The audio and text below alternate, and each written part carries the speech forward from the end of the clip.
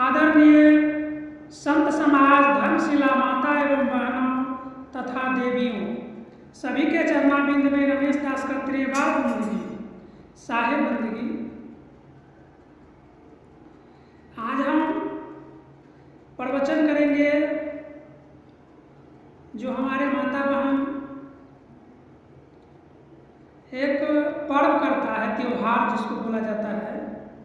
वैसे किसी राज्य में नहीं होता है, यह पर्सनल बिहार राज्य में होता है और यह पर्व है, छठ पर्व होता है दीपावली के 6 दिन के बाद। दीपावली होने के 6 दिन के बाद छठ पर्व होता है, त्योहार। तो उसमें सबसे पहले माता बहन क्या करते हैं, खरना करते हैं। और खरना में ऐसा नियम है, जो अरवा चावल और दूध का खीर बनाया जाता है और माता बहन क्या करते हैं, खीर को जब बन जाता है खीर, तब वह एक रूम में बंद होकर के गेट लगा दिया जाता है और वह बेचारी वह खीर को अंदर में खाता है, सबसे छिपा करके कि कोई देख ना ले, कोई टोक ना दे। गेट को बंद कर दिया जाता है और वह गेट के बाहर उनका बेटा बेटी, बच्चे, पति, सास, ससुर सब देखते रहता है, टुक टुक ताकते रहता है और वह बेचारी अंदर में वह खीर को खाता है। और खीर तो खा लेता है, लेकिन हमारे हिंदू धर्म में यहाँ तक कि हमारे जो वेद पुराण सारे में लिखा गया है कि सबसे बड़ा व्रत पति व्रत होता है।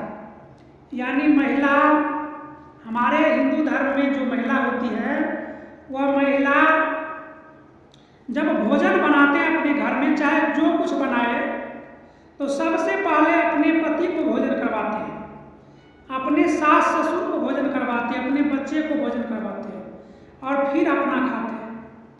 तो 11 महीना 29 दिन महिला पति का व्रत करता है। पति को भोजन खिलाता है, पहले पति को बोलता है कि पतिदेव आप भोग लगाइए, सास ससुर को बोलता है पहले आप भोग लगाइए, तब हम लोग खाना खाएंगे। तो 11 महीना 29 दिन महिला जो है पति का व्रत करता है और एक दिन में वह जो जितना पुण्य 11 महीना 29 दिन का किया हुआ है, वह पुण्य को महिला एक ही दिन में खत्म कर देता है। उस दिन खत्म करता है, वह खरना के दिन घर में बंद होकर के वह जो खीर बनाता है, सबसे पहले अपना भोग लगाता है और बच्चा टक टक ताकते रहता है, पति उसका टक टक ताकते रहता है, सास ससुर टक टक ताकते रहता है और वो महिला भोग पहले अपना लगाता है। सोचिए ये कैसा पर्व है। यानी 11 महीना 29 दिन महिला पुण्य किया और सारा पुण्य को एक ही दिन में, खरना के दिन खत्म कर देता है। ऐसे हमारे हिंदू धर्म में मान्यता है कि सबसे पहले पति का पूजा होता है और पति को ही यहाँ तक भगवान कहा गया है। माता पार्वती भोले बाबा का पूजा करते थे, शंकर जी का पूजा करते थे और सीता जो थी वह पहले भगवान राम के पूजा करते थे, उन्हीं को ईश्वर मानते थे, परमात्मा मानते थे। लेकिन आजकल के महिला पति को जो है पूजा नहीं कोई करता है। पूजा करेंगे किसका? छठी मैया का, दुर्गा मैया का, केला पेड़ का, बड़ पेड़ का, पीपल पेड़ का, शुक्रवारी, मंगलवारी, यही व्रत चल रहा है। पति का व्रत, पति का पूजा कोई नहीं करता है और यही सब पूजा जड़ देवता का पूजा होता है और उसी को ईश्वर मानता है, उसी को भगवान मानता है। लेकिन हमारा इतिहास बताता है, हमारा वेद पुराण बताता है, यहाँ तक कि गोस्वामी तुलसीदास भी लिखा है रामायण में, नित प्रात उठ के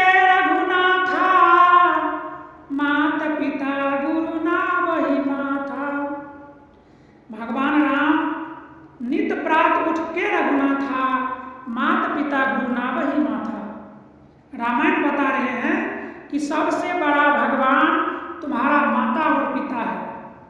लेकिन आजकल के महिला हो पुरुष हो पत्थर का भगवान बना लेते हैं और उनके आगे गिड़गिड़ाते हैं, उनसे मांगते हैं।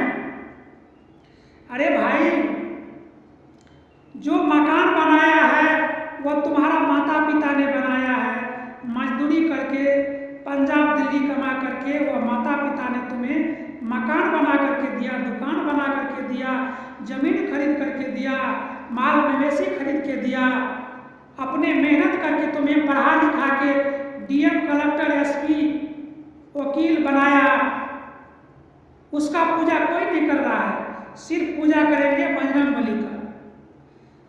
लेकिन अपने तरफ एक बार झांक करके देखो कि तुम्हारे जीवन में जो भी खर्च हुआ है, चाहे पढ़ाई लिखाई में, कपड़ा लत्ता में, घर मकान में, सारा खर्च तुम्हारे माता पिता ने किया है। अगर 1 रुपया भी खर्च है तो वो तुम्हारे माता पिता का तुम्हारे जीवन में खर्च है।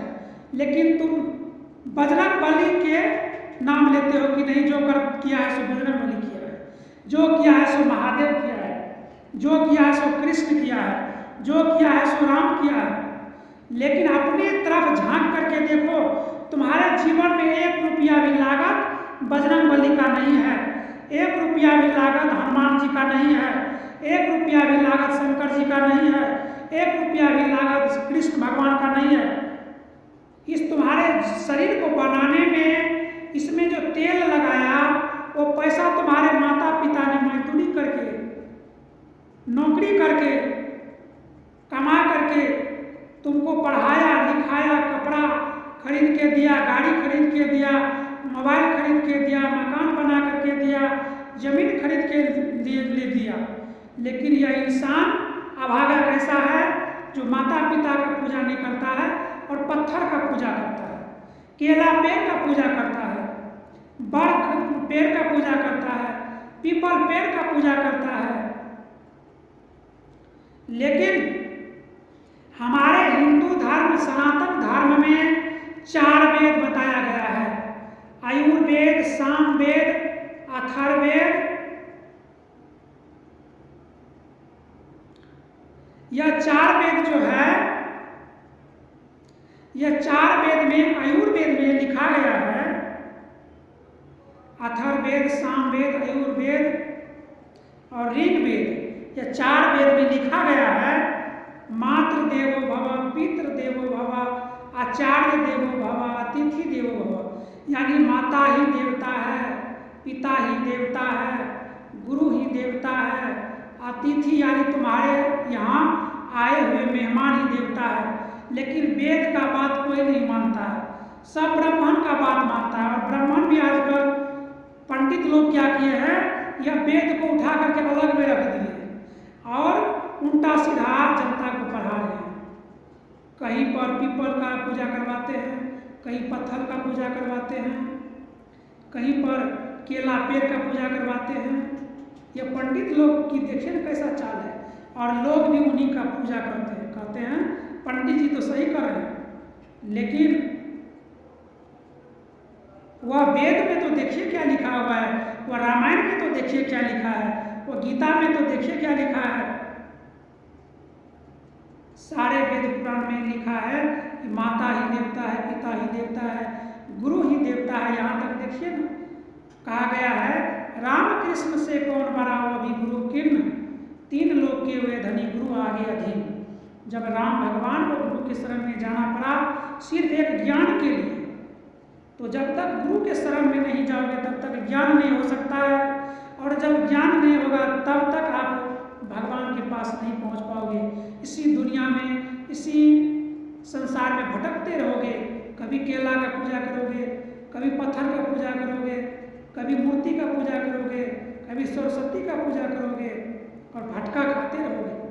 मुक्ति नहीं मिल सकता है।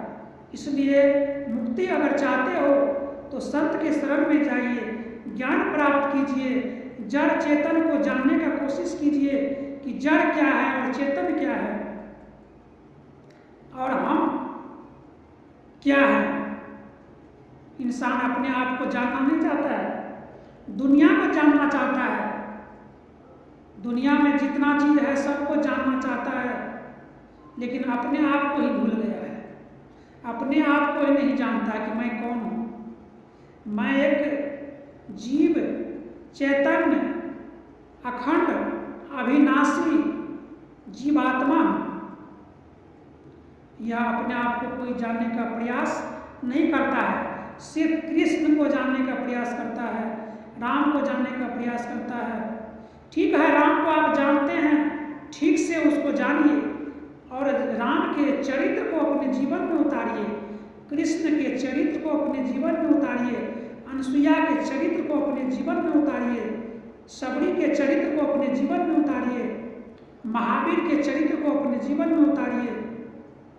लेकिन उतारने वाला काम कोई नहीं करता है, सिर्फ उनका फोटो का आरती घुमाता है, पत्थर की मूर्ति के आगे गिड़गिड़ाता है कि भगवान मुझे कुछ दे दो, मुझे बेटा दे दो, मुझे बेटी दे दो, मुझे मकान दे दो, मुझे नौकरी दे दो। अरे भाई, वो तो पत्थर का मूर्ति है, वो क्या तुम्हें दे सकता है? अगर कोई देने वाला है तो वह है टीचर। टीचर के पास जाइए और मेहनत से आप पढ़िए ना, डीएम कलेक्टर आप बन जाएंगे। लेकिन सरस्वती का मूर्ति बनाकर उनके आगे में आप 1000 वर्ष तक गिड़गिड़ाते रहेंगे, लेकिन वह सरस्वती तुम्हें ABCD नहीं पढ़ा सकता है, क्योंकि वह एक प्रतिमा है, एक मूर्ति है, उसमें ज्ञान ध्यान नहीं है। लेकिन इंसान उसी मूर्ति के आगे जाकर के हाथ जोड़कर गिड़गिड़ाते रहते हैं कि हे सरस्वती माता मुझे ज्ञान दे दीजिए। जरा विचार कीजिए ना कि मुस्लिम लोग कोई सरस्वती का पूजा नहीं करता है, तो क्या वह डीएम कलेक्टर नहीं बनता है, वह टीचर नहीं बनता है, वो प्रिंसिपल नहीं बनता है? कितना दिमाग का फीता उतरा हुआ है, समझ में नहीं आता है। सदगुरु कबीर साहब यह धरती पर 500-600 वर्ष पहले आकर के यह मनुष्य को बताए, गांव में घूम घूम कर बताए, देश देश में जाकर के बताए, लेकिन इंसान वह जो पंडित पढ़ा दिया है उसी को रट रहा है, परंपरा को निभा रहा है, जो बाप दादा किया उसी को कर रहा है। बाप दादा पढ़ा लिखा नहीं था, अनपढ़ था, इसलिए वो नहीं जानता था, इसलिए वो पाप करता था, गलती करता था। उसी परंपरा को तुम भी पकड़ के रहो। तो बाप दादा नट गया तो तुम भी वही जाओगे, बाप दादा भूत का पूजा किया तो तुम भी उसी को करो। कहता है इसलिए यह प्रवचन जिनको अच्छा लगे या चैनल को सब्सक्राइब कर दे ताकि आने वाला मेरा प्रवचन आपको सुनने को मिले।